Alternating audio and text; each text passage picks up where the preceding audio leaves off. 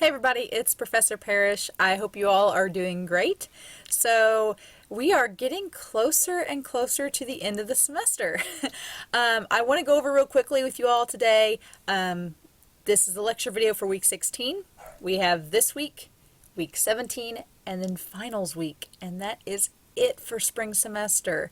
I know with everything going on, it feels like it's taken maybe longer, maybe shorter than usual, but we are reaching the final couple of weeks of the semester and I'm really excited about it. So without further ado, we're going to just jump right into this video and I'm going to stick around where you can see me, but we're going to go straight to the assignments and I'm going to go ahead switch to our student view so you all can see the same thing that I see. Down here on week 16, we do only have 2 assignments this week, so we only have our last reading response. I hope you guys have liked the reading responses. I started doing them a few semesters ago, and I had good reception with students for them, so when we get to week 17, we'll talk more about one of the assignments, and hopefully you guys can give me some feedback during that assignment on whether or not you like the reading responses. So far, everybody has done really well with them, which I'm really happy about.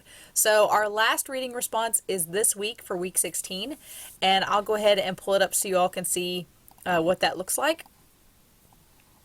Basically, the reading response is we're going to watch a video. It's about food waste, which I think, considering everything going on right now with COVID-19, talking about food waste has been on my mind, so I'm glad that we're reviewing this assignment, especially with grocery stores and people not maybe frequently going to them as often. What do we do with all that food? How is that handled, especially given the regulations we have to follow? So the video is about 20 minutes long, so it's funny. I like John Oliver a lot. I think he's very funny, but this is his video. It's just about food waste. It really opened my eyes to a lot of things about the issue that I hadn't really even thought about, and so I hope that it does the same for you all.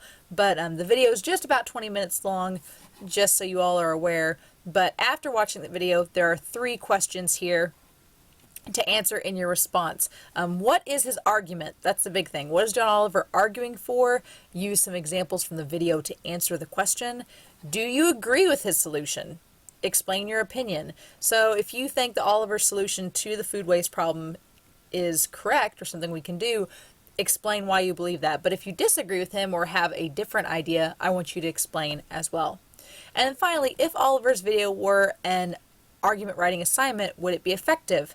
What strategies does Oliver use that makes his argument work or not work? So there are aspects of this video that I think if he were to write this all out and transcribe it as a paper, there are parts of this that would work like our final writing assignment, and there are parts that I think would need to be altered. And so I'm curious as to what your opinions are on that. But so far everybody has been doing good with the reading response. It should be about a page double-spaced in completeness. So I will leave you all with that, and we'll come back to this blank page here in a little bit. The other assignment is to do the week 16 discussion forum. You will notice there are no reading assignments this week. We're pretty much rounding out and getting to the end of our textbook. So no reading assignments, just the reading response number 4 and then the week 16 discussion forum. So I'm going to go up here to the discussion forum and show you all that. The week 16 discussion forum is basically, this is just a check-in on how your paper is going.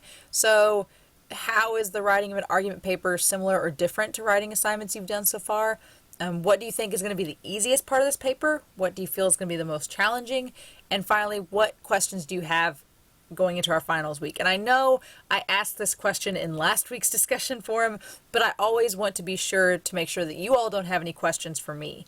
And I feel like this space might be a good spot for, if you don't have questions for me, maybe ask your classmates a question in the discussion forum.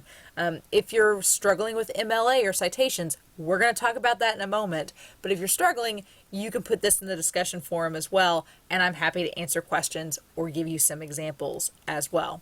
But pretty easy discussion forum. I really like the reading assignment, the reading response this week, so I'm excited for you all to see that. So with that being said, I want to round out this video. Like I said, it's not going to be long this week, but talking about citations. So I'm going to be looking at your paper topics. that were completed in week 15. I'm going to be looking at those this week and giving you feedback, letting you know if the topic will work or not work. Usually they all work, but I'm just going to go ahead and look them over to make sure that everything's okay. But citation. So we've not done that a lot, if at all, in this class. In English 121, you will be working on citation, which basically citation is just giving authors that you cite their research, giving them credit where credit is due, giving them credit for their work. So what I would like for you to do, and I'll pull this up here to show you, is in your paper, obviously you're going to be referencing some sources. So at the very end of the paper, have a separate page and title it, and I'm going to show you what it should look like. I'm going to center it and just do works cited. You can do reference page, bibliography, but works cited is probably the most professional and streamlined thing. And then what you're going to do is you're going to go back to the regular alignment over here on the left. And whenever you use a source, you need to give some piece of information. So you always need to have the author last name, a comma, and then their first name. You've got to reference who the author is of the site. If it's not a person, don't include it. Don't put staff, don't put something else. If there's no physical author listed, leave that part blank and go to the next part. But if there is an author present or authors, put their names here. Then put the title of the work in quotation marks. So as you can see here, I've done that. And then the title of the journal or news source in italics. And so I'm going to do this and italicize it. Yep, now it's italicized. And then I'm going to change it back to normal. Do the date published. And then the medium. And then a link to the source. So my example could be, I've got Jane Doe. Long story is the name of my article. I could say it's from the New York Times.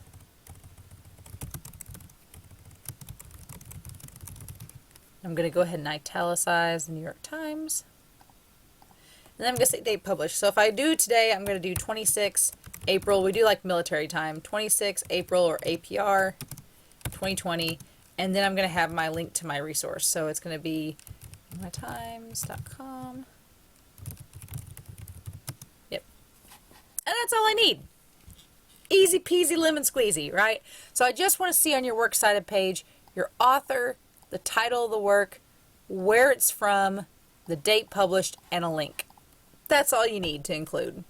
So feel free to reference this video. Go back and look at it if you need to reference it. But that's mainly what I want to see you try and do, because in English 121 and 122 especially, you're going to be doing a lot with citation. So I want you to practice it on this last paper. See if it works. The thing about citation is the more you do it, the better you get. So the more you practice it, the more you're going to start being able to pick out those authors, titles, publishers. All those details will come so much more naturally the more you do this. So just feel free to reference this video and go back to it. You can look at one source you might look at is doing Purdue OWL is a website that offers help with citation. And we'll probably go over Purdue OWL in English 121 and 122.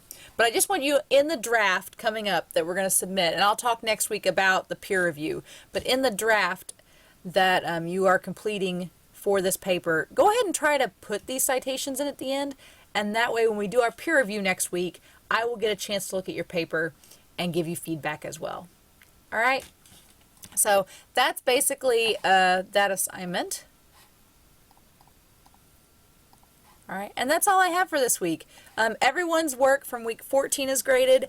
I am going to be reviewing your argument topics and the reading responses for week 15. Tomorrow, April 27th, is the last day to officially withdraw from an SIC course for the spring semester. If you don't withdraw tomorrow, then you will get a grade for the class. So far, everybody is looking to be doing good in the class, so I'm not worried. But just feel free to reach out with me if you have any questions at all, and put them in the discussion forum post, because I think that even if I don't get to your discussion forum post before one of your fellow classmates, they may answer the question for you too.